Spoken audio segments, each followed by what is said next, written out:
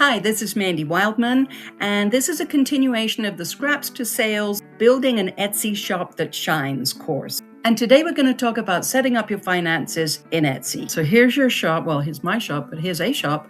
But this would be your front page, as it were, when you go to Etsy. What you're going to do to get into the back end is you're going to click on this little, is it an awning? Is it a little shop? It looks like a birthday cake to me. You're going to click on that to get into your back office. And then we've got icons down the side, because after you set up your Etsy shop, you're going to need to set up your finances, because how are you going to get paid and how are you going to pay them for the listing? So here we go. And it's a little obscure to me. This icon here, it looks like what? The Capitol building, someplace in ancient Rome. I don't know, but it says finances when you mouse over it. So here we go. We've got QuickBooks for Etsy. I don't need that. Xero for Etsy. Nope, not doing that. TurboTax for Etsy. I'm personally not doing that. Payment settings.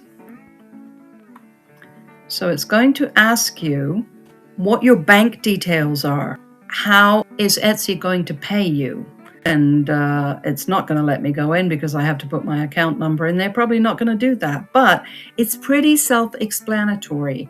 So you can do this. I've asked to have my money deposited once a week, but you can do it every 2 weeks, once a month, or every day. I can't deal with the admin of every day, so I'm going to keep it at once a week.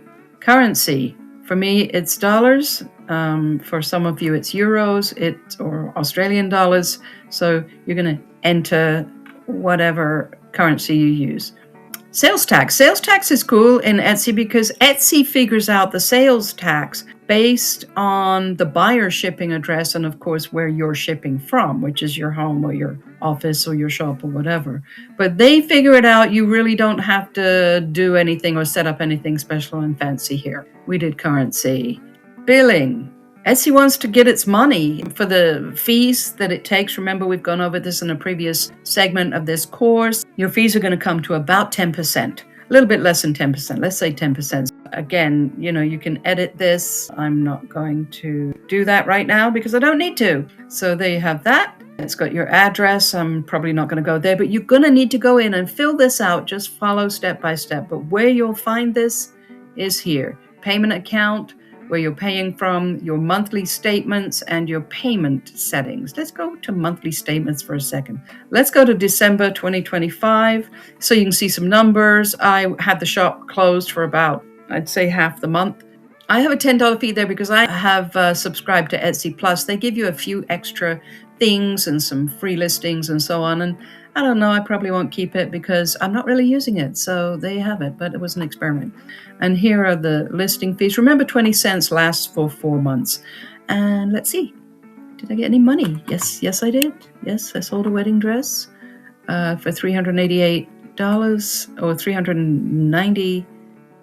No, it was $457. There's a processing fee. That's for the credit card, 3% plus 25 cents. And there was sales tax that she purchased, and Etsy goes ahead and pays that for me. I don't have to deal with it. Hallelujah. So they took off the sales tax that they charged her, not me. And then a transaction fee. So this was 6.5% of the total for the item. I ended up with almost $400, and I was pretty happy with that. So that's really how to set up your finances. And it's very important if you want to actually sell anything. And in the next video, we've got listings.